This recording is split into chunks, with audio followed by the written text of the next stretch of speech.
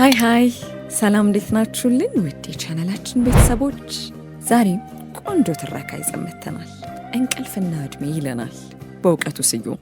እነሆ በጥቂቱ። በሌላ ምሽት ከአንድሮሜዳ ጋር ወይን ጠጅ እየጠጣን ስናወራ ስለ ጭፍጨፋው ለምን ዘፈን አንሰራ ብላ ጠየቀችኝ። የቱ ጭፍጨፋ? ከሰሞኑ መንግስት ስላደረገው። ስለሱ ምንም አጽፍልኝም ምን ብዬ አልኳት ግራ ገብቶኝ። እሱንማ እንግዲህ አንተ ነህ የምታውቀው፣ ግን በቃ በጭፍጨፋው ላይ ተመርኩዞ የሆነ ልብ ውስጥ የሚገባ ነገር ጽፍልኝ። የምሯን መሆን አለመሆኑን ለማወቅ ፊቷን አየሁት። የምሯን ነው። እፈራለሁ ከማለት ይሻል እንደሆን ብዬ ፖለቲከኛ በሆን ኖሮ ጽፍልሽ ነበር አልኳት። መቼም እዚህ ሀገር እየኖር ከፖለቲካ ነፃ ልትሆን አትችልም አለችኝ። ወይኑን ጨልጣ ይሄ ሀገር ምንድን ነው? እዚህ ሀገር ንጥሻ እንኳን ፖለቲካዊ መንስኤ ይኖረዋል። አንቺ ለምን ስለ ግድያው መስፈን ፈለግሽ አልኳት። ከጥቂት ወይም በኋላ ፈለግኳ፣ በቃ ፈለግኩ እኮ። በምን ምክንያት? ለምንድን ነው ማልዘፍነው? ጮኸች። እኚህ ሰማዕታት የሁላችን ወንድሞች እናቶች አይደሉም? የፈሰሰው ኢትዮጵያ እንደም አይደለም ወይ? ለምንድን ነው ዝም የምንለው? ለምንድን ነው ስለምንም የማይገደኝ ደነዝ የምታርገኝ? ለምንድን ነው? ወይንስ ስለ ወገኖቿ ጥቃት የማቀንቀን መብት ያላት ማርያም አኬባ ብቻ ናት? ጠረጴዛችንን በወይን ብርጭቆ ቂጥ ወቀረችው።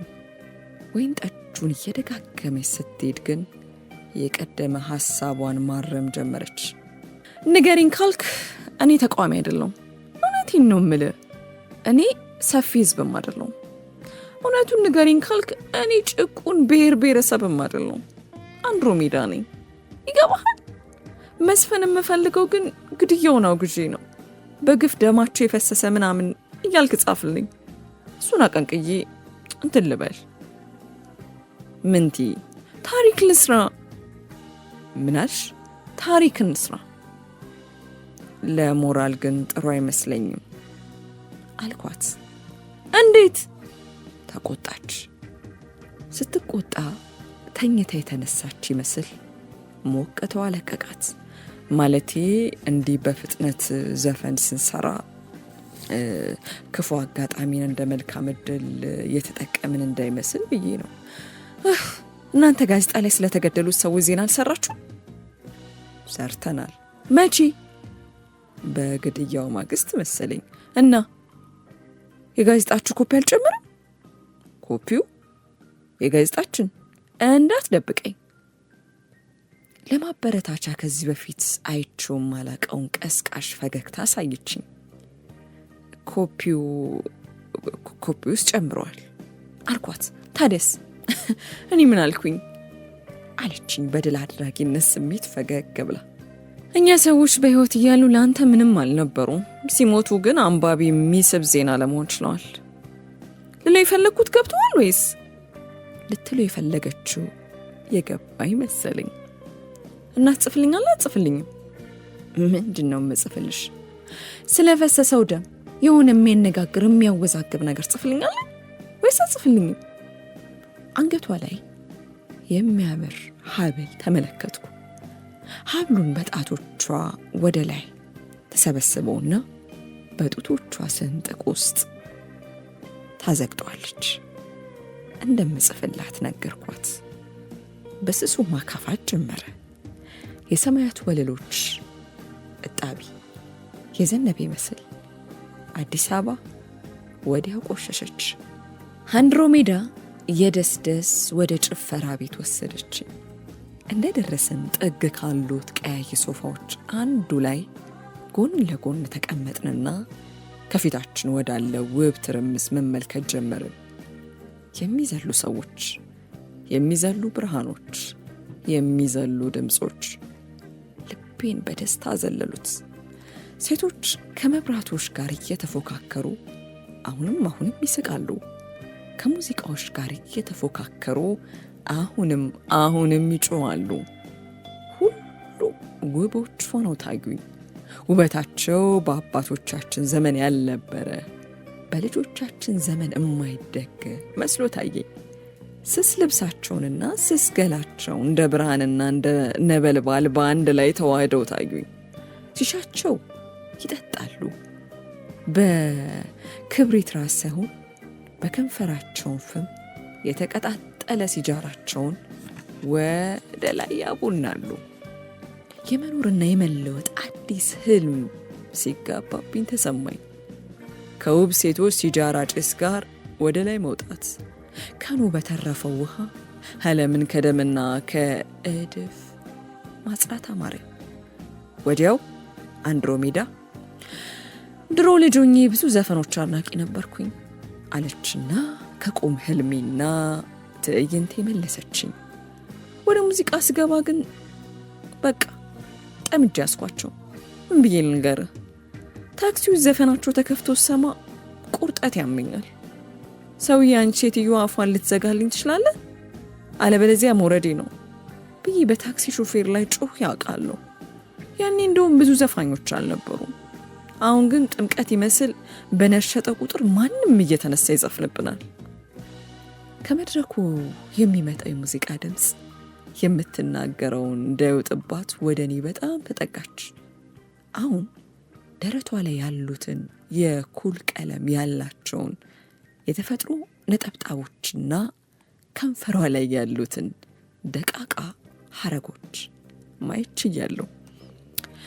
መኪና ስገዛ እንዴት ደስ ነው ያለኝ መሰለህ ስትል ቀጠለች። ከዛ በኋላ የመረጥኩትን ሙዚቃ እንሰማለሁ፣ የማልፈልገውን ደግሞ ተዋለሁ ብዬ አስብኩ። ታዲያ ብዙ ጊዜ ማን የማደምጥ ይመስላል? የራስሽን አይደለም። ይህን ያክል ባለ ኢጎ አይደለሁም። ተቆጣች። ታዲያ ማንን ነው? ካሴት አውጥተው በደንብ ያልተደመጡትን። ሳስበው የማይደመጡበት ምክንያት እድል እንጂ ተስጦ ማጣት አልነበረም። የእነሱን ዘፈን ሰማ በቃ ቅጥቃታቸው የተካፈልኩ ይመስለኛል። እቤት ከሆንኩ በጣም አስጩኬ ዘፍንላቸዋለሁ። ጎረቤት ሁሉ ይስማ ቢፈልግ ምን አባቱ ይሆናል። በፍቃዱ ዘፈን የሚወድ የለም። እንደ ሎቲ ጆሮአችን ላይ ተንጠልጥለው ስለሚውሉ ነው በግድ ምን ሰማቸው። እየሰማኸኝ ነው? ያልተሰማኝ መስሏት በጣም ተጠጋች። በጣም ስለተጠጋችኝ እንድነካካ ፈለሁ። እጆቼን ሰድቼ ዳሌዋ ላይ ማስቀመጥ አማረኝ፣ ግን ፈራው። የፍቅር ታሪኳን ያልነገረችኝን ሴት ዳሌ ጭፈራ ቤት ውስጥ መዳበስ ምን ውጤት ሊያስከትል እንደሚችል አላወኩም። ከጭፈራ ቤቱ ወጥተን ወክ እንድናደርግ ፈለግኩ። ረጅም ተረከዝ ጫማዎችን ታዘወትር ነበር። አንድ ሁለቴ የተደናቀፈች ወለም ብሏት ያውቃል። ይሁን እንጂ ተረከዟን ማሳጠር አልፈለገች። ወለምታዋን ረዝሞ ለመኖር ሲባል የሚከፈል ዋጋ አድርጋ ቆጠረችው። ከሷ ጋር ከተገናኘን በኋላ ጎን ለጎን የምራመድበትን አጋጣሚ ብርቅ ያደረኩት ወድጄ አይደለም። ትንሽ እንደተራመድን የሚያደናቅፋት አታጣ። ያኔ አይዞሽ አልና የጋሙ ክንዶችን ወደ ወገቧና ወደ ቂጧ ያለ ፍርሃት ልካለሁ። መንገዳገዷ ገላዋን የመንካት መብት ፈጠረልኝ። አሁን ግን ወክ ላይ አይደለም፣ ሶፋ ላይ ጎን ለጎን ቁጭ ብለናል። እንድታቅፈኝ ፈለኩ። ለሁለተኛ ጊዜ እንድታቅፈኝ ፈለኩ። ከዚህ በፊት አቅፋኝ ነበር። አዎ፣ አንድ ቀን ምሽት በቤቷ መስኮት አንገቴን አውጥቼ ሽቅብ ስመለከት ኋላ የመታ በግራ እጇ በማጅራቴ በኩል አቀፈችኝና እስኪ ኮከቦች እናያቸው አለችኝ። የደረሰን ወንድ የበሰለ ሴት በማጅራቱ በኩል አቅፋው እስኪ ኮከቦች እናያቸው ስትለው ምን ማለት ነው? ልቤ ባልነበረ ፍጥነት መምታት ጀመረ። እስኪ ኮከቦች እናያቸው። ከናይ ቀና ብሎ ለሚያቸው ብዙ የሚገርም ነገር አላቸው። አንዱ ካንዱ የሚለይበት ስም እንኳን እንዳላቸው ማንም አያውቅም። ምክንያቱም በጣም ብዙ ናቸው ስትለኝ የምታወራው ስለ ዝና እንጂ ስለ ፍቅር እንዳልሆነ ገባኝ። በፍጥነት ይመታ የነበረው ልቤ እንደ ጥንቱ ማዝገም ጀመረ። ኮከቦች እጅግ እጅግ ብዙ መሆናቸው ብርቅነታቸው እንደሰወረባቸው ነገረችኝ። በመንገድ ስትሄድ የሚያሳሳት ማንም አንገቱን እያዞረ ወደ እሷ አለመመልከቱ መሆኑን ነገረች። ሳይታዩ መኖር አለመኖር እኩል እንደሆነ ነገረች። ቀጠለችና አንድ ቀን አንዲት በጣም ታዋቂ የሆነች ዘፋኝ ከአሜሪካ መጣች። እኔ በአጃቢነት ስመረጥ እንዴት ደስ እንዳለኝ አትጠይቀኝ። በኋላ ተመልካቾች ሊያስፈርሟት ይሯሯጡ ጀመር። ወደ እሷ የሚሮጡ አድናቂዎች ገፍትረውኝ ስላለፉ ተንገዳግጄ ከመውደቅ ለትንሽ ተረፉ። ወዲያው ሽንት ቤት ገባውና ቆልፌ ምርር ብዬ አለቀሱ። የመጨረሻውን አረፍተ ነገር ከተናገረች በኋላ ፊቷ በሀፍረት ሲገረጣ ተመለከቱ። የግራ እጇን መዳፍ ፊቷ ላይ ካስቀመጠች በኋላ ቀጠለች። ሲገፈትሩኝ በወድቅ ኖሮ ወይ ጥርሴ ይረግፋል ወይ ደግሞ የጎድን አጥንቴ ይሰበር ነበር። እንዴት ይህንን ማሰብ ተሳናቸው? እንዴት በማለት ተንሰቅስቅ ያለቀሱ። ይኸውልህ በዚህ ሰፊ ሰማይ ላይ እግዜር በሙሉ ልቡ የፈጠራት ጨረቃን ነው። ሌሎች ኮከቦችን ማለቷ ነው። ማድመቂያ ናቸው። በቃ ጨረቃን ማተለቂያ ናቸው ካለች በኋላ ደመሞቅ ክንዷን ከማጅራቴ ላይ ያነሳችው። ጭፈራ ቤቱ እጅግ ተቀራርበን በተቀመጥን በማግስቱ ግጥሙን ጽፌ ሰጠዋት። ደጋግማ ካነበበችው በኋላ ጎትታ ጉንጬ ላይ ሳመችኝና ጉንጯን ሰጠችኝ። ጉንጯን የሳትኩ አስመስዬ ከንፈሯን ሳምኳት። ምንም እንዳልተደረገ ሁሉ ስንት ነው የምከፍል ለግጥሙ አለች። ምንም። እንዴት ምንም? ከአንቺ ገንዘብ መቀበል አልፈልግም አልኩኝ። ስስማት ስላልተቆጣችኝ ልበ ሙሉነት ተሰምቶኝ በዝምታ ተመለከተችኝ። ከዝምታው ቀጠል አድርጋ አንድ ቀውጢ የሚያደርግ ዘፈን ሰርቼ ነገ አሳይሃለሁ አለችና ኪቦርዷን፣ ቴፕ ሪኮርደሯንና ካሴቶቿን ተለቃቀም ጀመር። ከጥቂት ጊዜ በኋላ አጠገቧ መሆኔን ረሳች። ወደ ቤት መሄድ ነበረብኝ። በማግስቱ ወደ ቤቷ ስመለስ ግን አገር ቀውጢ የሚያደርገውን ዘፈን አልሰራችም። ሳተኛ ስላደረች አይኗ ቀልቷል። እንደተለመደው ውሃ በሳፋ ሞልታ አጠገቧ ካስቀመጠች በኋላ አሁንም ፊቷን ማርጠብ ጀመረች። ከእንቅልፍ ጋር እየታገለች ነበር። ለማይታይና ለማይዳሰስ ጭራቅ መስዋዕት የቀረበች ሴት ሆና ታየችኝ። ልታደጋት ትችል ነበር? አልችልም። የጥንት ጀግኖች ለመስዋዕት የታጩ ዜጎችን መታደግ የቻሉት ልበ ሙሉ ስለሆኑ ብቻ አይደለም፣ ጠላቶቻቸውን ለመፋለም የሚመች ግዙፍ ገላ ስለነበራቸው ጭምር ነው። ከፍራሹ ጫፍ ላይ ጀርባዋን ሰታኝ ተቀምጣ ነበር። እኔ ሸሚዜን ብቻ አውልቄ ከኋላዋ ከነጫሜ በጀርባዬ ተጋድሜ አንድ ጊዜ ጣሪያውን አንድ ጊዜ እሷን እመለከታለሁ። ብቻሽን ነው የምትኖሪው አልኳት። ለምን ጠየከኝ? ቤትሽ በጣም ሰፊ ነው ብዬ። ግማሹን ልትከራዩ ፈልገ ነው? ጥያቄው ወዳልተዘጋጀሁበት አቅጣጫ ስላመራችሁ ቀጣዩን ለመጠየቅ ብዙ ደቂቃ ፈጀው። ቦይፍሬንድ አለሽ?